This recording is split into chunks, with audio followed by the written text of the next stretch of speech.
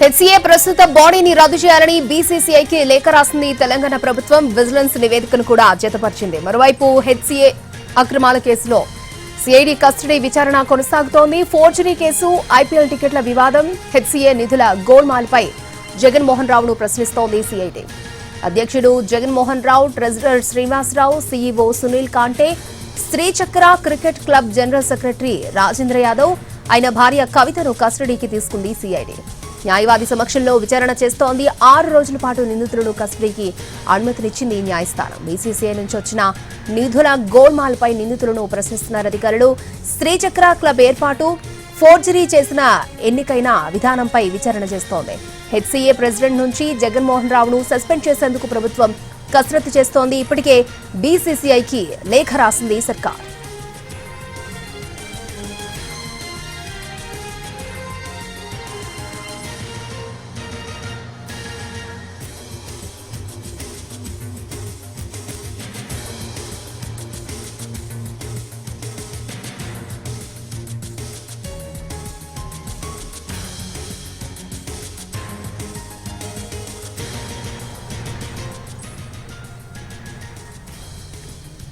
HCA ప్రస్తుత బాడీని రద్దు చేయాలని బీసీసీఐకి లేఖ రాసింది తెలంగాణ సర్కార్. విజిలెన్స్ నివేదికను కూడా దానికి జతపరిచింది. మరోవైపు హెచ్సీఏ అక్రమాల కేసులో సిఐడి కస్టడీ విచారణ కొనసాగుతోంది. ఫోర్జరీ కేసు, ఐపీఎల్ టికెట్ల వివాదం, హెచ్సీఏ నిధుల గోల్మాల్పై జగన్మోహన్ రావును ప్రశ్నిస్తోంది సిఐడి.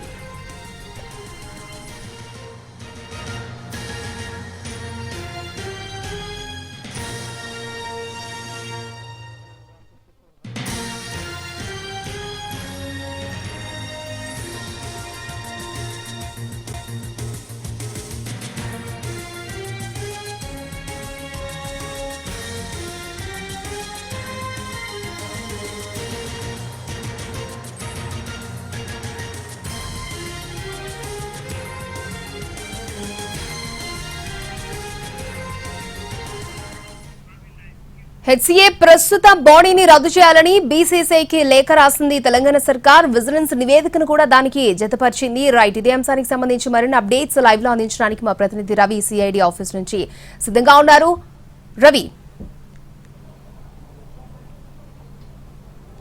అక్షయ, హైదరాబాద్ క్రికెట్ అసోసియేషన్ లో జరిగినటువంటి అక్రమాలతో ఇప్పటికే సిఐడి 5గురిని అరెస్ట్ చేసింది. ఇందులో హెచ్సీఏ ప్రెసిడెంట్ జగన్మోహన్ రావుతో పాటు 4 సభ్యులు కూడా ఉన్నారు. అయితే దీంతో హెచ్సీఏ బాడీని రద్దు చేసే అవకాశం కూడా ఉంది. అయితే ప్రభుత్వం రద్దు చేసే అవకాశం ఉన్నప్పటికీ కూడా లోతా కమిటీ సిఫార్సులను కూడా పాటించాల్సి ఉంటుంది. లోతా కమిటీ ఇచ్చినటువంటి నిబంధనలకు అనుగుణంగా నడుచుకోవాలి. కాబట్టి పూర్తిగా బాడీని రద్దు చేయాలంటే బీసీసీఐ దృష్టికి కూడా తీసుకొని వెళ్ళాలి. అయితే ప్రభుత్వం బీసీసీఐకి ఒక లేఖ రాసినట్లుగా తెలుస్తోంది. అదేవిధంగా విజిలెన్స్ కమిటీ నివేదికను కూడా పూర్తిగా ఆ లేఖతో పాటు జతపరిచినట్లుగా తెలుస్తోంది. హైదరాబాద్ క్రికెట్ అసోసియేషన్ బాడీని రద్దు చేయాలి అని చెప్పి బీసీసీఐకి ప్రభుత్వం లేఖ రాసినట్లుగా తెలుస్తోంది. అయితే ఎందుకంటే ఇప్పటికే ప్రెసిడెంట్ తో పాటు మరొక 4 కూడా అరెస్ట్ అయ్యారు. అపెక్స్ కౌన్సిల్ సమావేశం ఏర్పాటు చేసుకోవాలంటే మొత్తం అందులో 9 మంది ఉంటారు. కోరం అంటే 5 మంది ఉండాలి. ఎలాంటి నిర్ణయం తీసుకోవాలన్నా కూడా కోరం 5గురితో సభ్యులు ఉండాలి. కాబట్టి ప్రస్తుతం వాళ్ళంతా జైల్లోనే ఉన్నారు. అరెస్ట్ అయ్యి ప్రస్తుతం కస్టోడియల్ విచారణ ఎదుర్కొంటున్నారు. సో బాడీ ఆటోమేటిక్ గా రద్దు అవ్వాలి. కానీ ప్రస్తుతం ఉన్నటువంటి వాళ్ళు ఎవరైతే వైస్ ప్రెసిడెంట్ గా ఉన్నటువంటి వ్యక్తో ప్రస్తుతం యాక్టింగ్ ప్రెసిడెంట్ గా కొనసాగుతున్నాడు.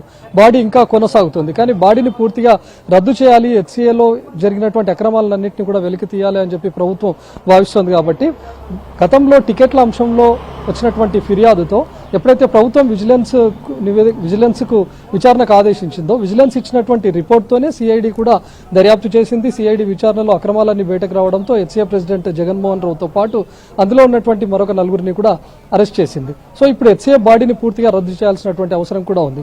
సో బీసీసీఐ రద్దు చేస్తుందా లేదా అనేది చూడాలి. ఒకవేళ బీసీసీఐ రద్దు చేయకపోయినా కూడా ప్రభుత్వం కూడా రద్దు చేసే అవకాశం కూడా ఉంది. సో ప్రస్తుతం మనం సిఐడి ఆఫీస్ దగ్గర ఉన్నాం. ఇక్కడ ఎవరైతే 5గురు అరెస్ట్ అయ్యారో వాళ్ళను 6 రోజుల కస్టడీకి కోర్టు అనుమతించింది. ప్రస్తుతం వాళ్ళ విచారణ కూడా కొనసాగుతోంది. ఈ రోజు ఉదయం చెర్లపల్లి జైలు నుంచి 4గురిని తీసుకొని వచ్చారు.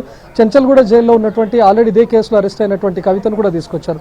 మొత్తం 5 నిందితుల్ని కూడా సిఐడి అధికారులు విచారిస్తున్నారు. ఇక్కడికి వచ్చేసరికి 12 అయింది. అంటే ఫార్మాలిటీస్ అన్నింటినీ కూడా పూర్తి చేసుకుని నిన్న ఉన్నటువంటి కోర్టు పేపర్స్ అన్నింటినీ కూడా సబ్మిట్ చేసి వాళ్ళను సిఐడి ఆఫీస్ తీసుకురావడానికి 12 అయింది. రాగానే వాళ్ళకు లంచ్ బ్రేక్ ఇచ్చారు. లంచ్ బ్రేక్ తర్వాత విచారణ స్టార్ట్ అయింది. ప్రస్తుతం వాళ్ళ న్యాయవాదుల సమక్షంలో విచారణ కొనసాగుతుంది. ముఖ్యంగా ఈ రోజు జరుగుతున్నటువంటి తొలి రోజు విచారణలో శ్రీచక్ర క్లబ్ నుంచే జగన్మోహన్ రావు అక్రమంగా ఎంటర్ అయినట్లుగా గుర్తించారు. అందులో ఫోర్జరీ సంతకాలు చేసినట్లుగా కూడా సిఐడి ఆధారాలు సేకరించింది. కాబట్టి శ్రీచక్ర క్లబ్ ఇంతకుముందు ఉన్నటువంటి గౌలీపుర క్లబ్ అనే పేరుతో ఉంది. సో ఎలా మార్చాల్సి వచ్చింది, ఎవరెవరు సంతకాలను ఫోర్జరీ చేశారు, కేవలం మీ ఆలోచన ఉందా లేకపోతే జగన్మోహన్ రావు వెంట ఉండి ఎవరైనా నడిపించారా అనే దానిపైన అటు ప్రెసిడెంట్ జగన్మోహన్ రావును విచారించబోతున్నారు.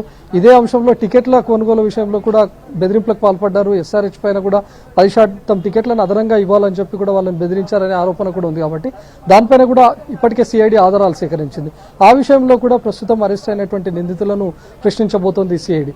అందులో కొన్ని అక్రమాలను కూడా గుర్తించింది. విజిలెన్స్ కూడా ఇప్పటికే దర్యాప్తు చేసి పూర్తి స్థాయి రిపోర్ట్ను కూడా సిఐడి అధికారులు తీసుకున్నారు. కాబట్టి దానిపైన కూడా ఈరోజు 5 నిందితులను కూడా సిఐడి ప్రశ్నించబోతోంది.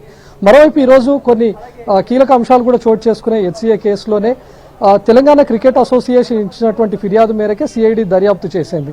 అయితే తెలంగాణ క్రికెట్ అసోసియేషన్ ఈరోజు మరోసారి సిఐడిని ఆశ్రయించారు. మరికొంతమంది నిందితులు తప్పించుకొని తిరుగుతున్నారు, వాళ్ళని కూడా అరెస్ట్ చేయాలని చెప్పి కోరడంతో పాటు మాజీ మంత్రి కేటీఆర్తో పాటు ఎమ్మెల్సీ కవిత ప్రమేయం కూడా ఇందులో ఉంది. వాళ్ళని కూడా దర్యాప్తు చేయాలి, వాళ్ళని కూడా విచారించాలి అని చెప్పి ఈరోజు Telangana cricket association secretary Guruva Reddy ఈరోజు సిఐడిని మరొకసారి కలిశారు. మరోవైపు ఈడీకి కూడా ఈరోజు ఫిర్యాదు చేశారు. ఈడీ కూడా ఇందులో జోక్యం చేసుకోవాలి.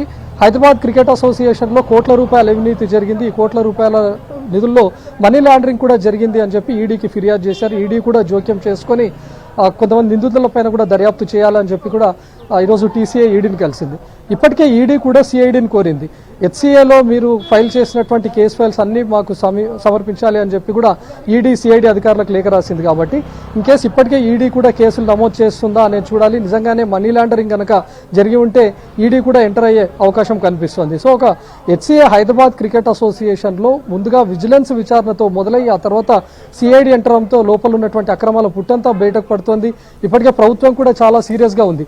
హైదరాబాద్ ప్రతిష్టకే భంగం వాటిల్లే అంశం కావడంతో అటు హెచ్సిఏ బాడీని కూడా త్వరలో రద్దు చేస్తుందా లేకపోతే బీసీసీఐ ఎలాంటి నిర్ణయం తీసుకుంటుంది, ఒకవేళ బీసీసీఐ కనుక నిర్ణయం తీసుకోకపోతే ప్రభుత్వానికి ఎలాంటి నిబంధనలకు కట్టుబడి ఆ హెచ్సిఏ బాడీని రద్దు చేసే అవకాశం ప్రభుత్వానికి ఉంటుందా లేదా అనేది కూడా చూడాలి. మరోవైపు ఈ 6 రోజుల పాటు జరగనున్నటువంటి కస్టోడియల్ విచారణలో కూడా తొలి రోజు కస్టడీలో కేవలం ఏ విధంగా ఎంటర్ అయ్యారు, ఎవరెవరు సంతకాలను ఫోర్జరీ చేశారు, శ్రీచక్ర క్లబ్ను ఏ విధంగా క్రియేట్ చేశారు, కేవలం వీళ్ళ ఆలోచనేనా కాదా, వాళ్ళ వెనుక ఉన్నటువంటి వాళ్ళు ఎవరు అనే దానిపైన విచారణ కొనసాగుతుంది. అక్షయ.